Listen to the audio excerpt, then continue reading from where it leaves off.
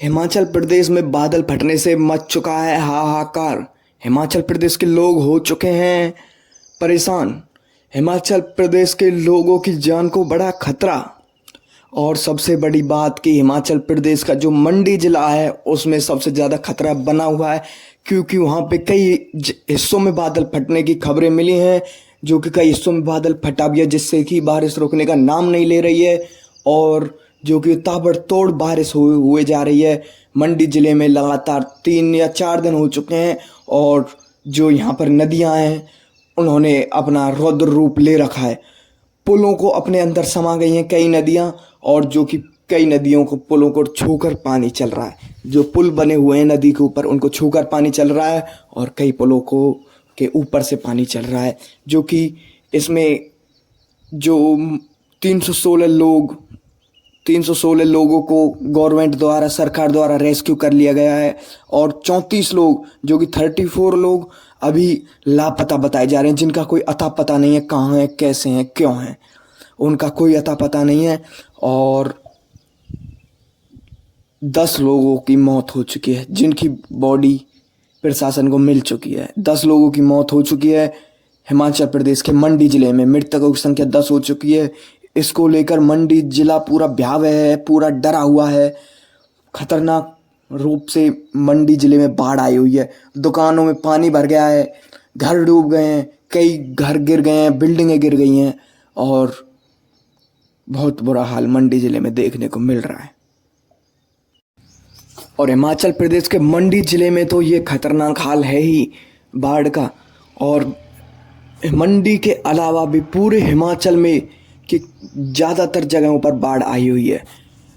बताया जा रहा है कि पूरे हिमाचल में अभी तक 100 लोगों की मौत हो चुकी है। जो ये आंकड़े सामने आए हैं, 100 लोगों की मौत हो चुकी है, जिसमें कि 100 से ही अधिक, तकरीबन 150 के करीब लोग लापता हैं।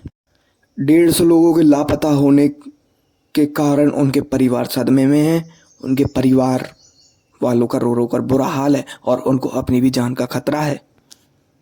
और जो कि वहाँ पे सड़कें हैं, जो सड़कें बंद हो चुकी हैं बाढ़ होने के कारण, वो 406 सड़कें बिल्कुल पूरी तरह से बंद हो चुकी हैं, जिन पे कोई आवाजाही नहीं हो सकती। इतनी बुरी तरह से वो सड़कें बंद हो चुकी हैं। और जो पानी सप्लाई करते हैं जो लाइनें, उनका आंकड़ा बताया जा रहा है 176 लाइनें खराब हो चुकी हैं। और जो बिजली लाइनें हैं, जो बिजली उपलब्ध कराती हैं, 1515 की संख्या इन बिजली लाइनों को बताई जा रही है, जो कि 1515 एक बहुत बड़ी संख्या है, जिसके खराब होने से हिमाचल प्रदेश के काफ़ी अधिक जिलों में, ज़्यादातर जिलों में तो बिजली आ ही नहीं रही होगी, जिसके कारण लोगों को बहुत ज़्यादा परेशानी का सामना करना पड़ रहा है, क्योंकि ना तो उनके पास बिजली की सप्लाई और ना पानी की, ना सड़कों की। अब करें तो वो क्या करें। वैसे सरकार उनकी मदद करने में अपना पूरा योगदान दे रही है, पूरी अपनी जोर लगाया हुआ है वहाँ के लोगों की मदद करने के लिए गवर्नमेंट ने। और इस बाढ़ को लेकर जो भी नुकसान हुआ है हिमाचल में, वो 36 लाख करोड़ रुपए का नुकसान हो चुका है हिमाचल प्रदेश में इस बाढ़ के आने के कारण। और ये जो पिछले बीते हुए 10 दिन हैं, इन 10 दिनों के अंदर ये सभी नुकसान हुए हैं, सभी मौतें इन 10 दिनों के अंदर हुई हैं। ये पिछले 10 दिन का डाटा है, जो कि एक बहुत बड़ा और एक बहुत भयानक बाढ़ आने से नुकसान हुआ है। नुकसान तो हुआ ही, कई जानें भी चली गईं।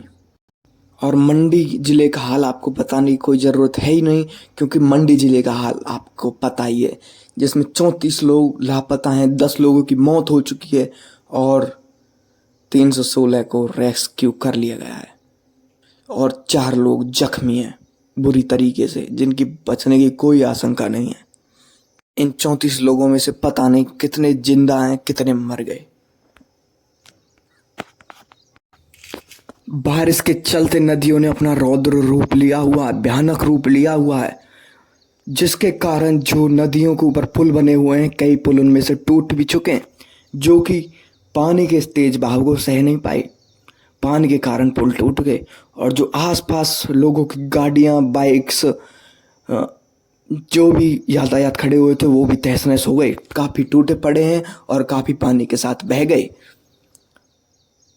जिसमें कई बिल्डिंगें भी गिर गई, जिसके कारण बहुत नुकसान हुआ है। मंडी जिले के अंदर इस तबाही को होने से लोगों का खतरा बढ़ चुका है और लोग सरकार से अपनी सुरक्षा की मांग कर रहे हैं। सरकार ने ये कहा वहाँ के लोगों से कि बादल फटना या ना फटना, बारिश होना हमारे बस की बात नहीं है, हमारे हाथ में नहीं है। पर इस पर विपक्ष ने कदम उठाते हुए ये कहा, कांग्रेस ने कहा, कांग्रेस जो बीजेपी सरकार के विपक्ष सरकार है, उसने ये कहा कि बादल फटना आपके वश में नहीं, मगर रेस्क्यू ऑपरेशन को तो तेज कर सकते हैं, रेस्क्यू ऑपरेशन को तो बढ़ा सकते हैं, रेस्क्यू तो ज़्यादा से ज़्यादा लोगों को कर सकते हैं, वहाँ से लोगों की जानों को तो बचा सकते हैं। और जो पूर्व मुख्यमंत्री हैं हिमाचल प्रदेश के, वो इन जगहों पर पहुँचे हैं जहाँ पर बाढ़ आई हुई है। उन्होंने इन जगहों का मुआयना किया है और जो नुकसान हुआ है उसकी भरपाई करने की बात कही है, और जो जाने गई हैं उनके परिवार वालों को भी मुआवजा देने की बातें कही गई हैं, और बहुत शोक जताते हुए उन्होंने ये सब बातें कही। सुखविंदर सिंह सुक्खू, जो कि हिमाचल प्रदेश के फिलहाल मुख्यमंत्री हैं, उन्होंने अपनी राज्य की जनता के लिए कुछ ऐसा कहा, कुछ सलाह दी, लोगों को बाढ़ से बचने के लिए कहा कि जो नदियां हैं वो अपने रौद्र रूप पर चल रही हैं, भयानक रूप पर चल रही हैं। वहाँ के लोगों को सलाह देते हुए उन्होंने कहा है कि आप नदियों से 1 किलोमीटर दूर रहें, जहाँ पे नदियाँ बह रही हैं 1 किलोमीटर की दूरी बनाए रखें, जिससे आपकी जान बची रहेगी, आप सुरक्षित रहेंगे। और बाकी हम लोगों को रेस्क्यू कर ही रहे हैं जो इस आपदा के शिकार हुए हैं, इस आपदा में फंसे हुए हैं, उनकी रेस्क्यू टीम हमने बनाई हुई है, ये उन्होंने कहा है, जो कि काफ़ी ज़्यादा लोगों को रेस्क्यू कर भी चुकी है।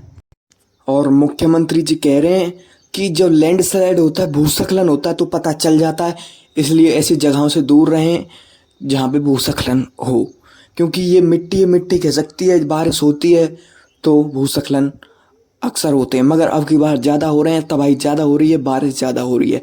और बारिश इतनी ज़्यादा हो रही है क्योंकि अभी तो मानसून आया है और अभी ये अगले 2 महीने तक मानसून रहेगा, तो आगे अंदाज़ा लगाया जा रहा है कि ये आगे खतरा पड़ने वाला ही है, घटने वाला नहीं है, जिसको लेकर वहाँ की जनता काफ़ी डरी हुई है, क्योंकि शुरुआती दिनों में ही ये हाल है तो आखिरी के दिनों में क्या हाल होगा। और मुख्यमंत्री साहब ये भी कह रहे हैं कि जो पुल हैं वो भी टूटे हुए हैं, कई पुल टूट चुके हैं, और जो रोड जा रहे हैं वो टूटे हैं, कई ग्रामीण रोड भी टूटे हैं, ग्रामीण सड़कें भी टूटी हैं, जिन सड़कों का नुकसान 500 करोड़ से अधिक है। 500 करोड़ से अधिक रुपए का नुकसान हो चुका है सड़कों को लेकर, केवल सड़कों का नुकसान ही बताया जा रहा है। और बीजेपी के एक और नेता जयराम ठाकुर ने अपने बयान दिए, एक भाषण दिया, उसमें कहा कि जो भी नुकसान हुआ है, भूस्खलन हुआ है, भूस्खलन अक्सर होते रहते हैं। पहले भूस्खलन होते थे मानसून के एंड में, जब मानसून ख़त्म होने को आता था जब होते थे, मगर अब की बार मानसून के शुरुआत में भूस्खलन हो रहे हैं, बाढ़ आ गई है, जो कि पहले मानसून जब ख़त्म होते थे जाते थे, जब भी ऐसा कभी नज़र नहीं आया, ऐसा खतरा कभी नहीं बना। और वो कहते हैं कि मैंने गवर्नमेंट से बात की है, सरकार से बात की है कि रेस्क्यू जो हम कर रहे हैं उसे और तेज़ी से किया जाए, क्योंकि वो डिले हो रहा है। ये उन्होंने कहा कि डिले हो रहा है, इसे और बढ़ाया जाए।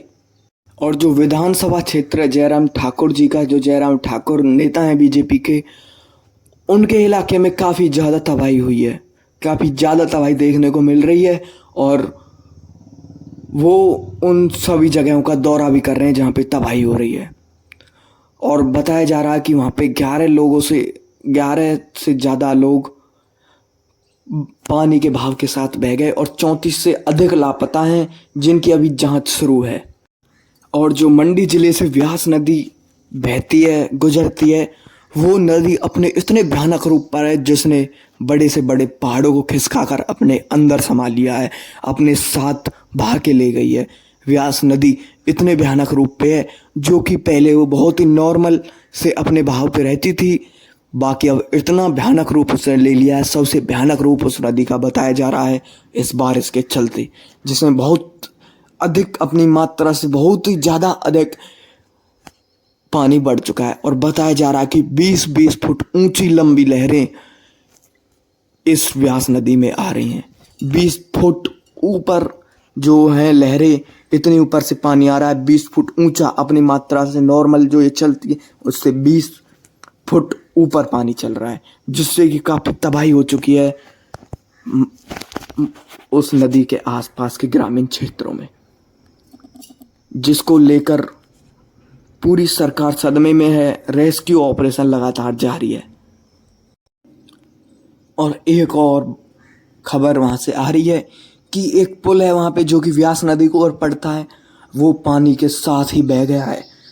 व्यास नदी इतनी ऊपर चढ़ गई कि अपने साथ पुल को ही बहा लेगी। बहाव इतना तेज हो गया और जो वहाँ के लोग हैं, जो जिनकी जानें वहाँ पे बची हुई हैं, जो वहाँ के ग्रामीण लोग हैं जिनकी जानें बची हुई हैं, वो इतनी बुरी तरीके से वहाँ पे परेशान है कि ना तो वहाँ पे नेटवर्क की समस्या आ चुकी है। सारे जो टावर हैं जिनसे नेटवर्क मुहैया कराए जाते हैं वो टूट चुके हैं, जिससे कि उनसे हमारा कनेक्शन टूट चुका है। सरकार का कनेक्शन बातचीत करने का वो ऐसी जगहों पे है जहाँ पे ना तो बिजली की सुविधा, ना पानी की सुविधा, ना खाने की सुविधा, जहाँ पर उनको कुछ दिया ही नहीं जा सकता।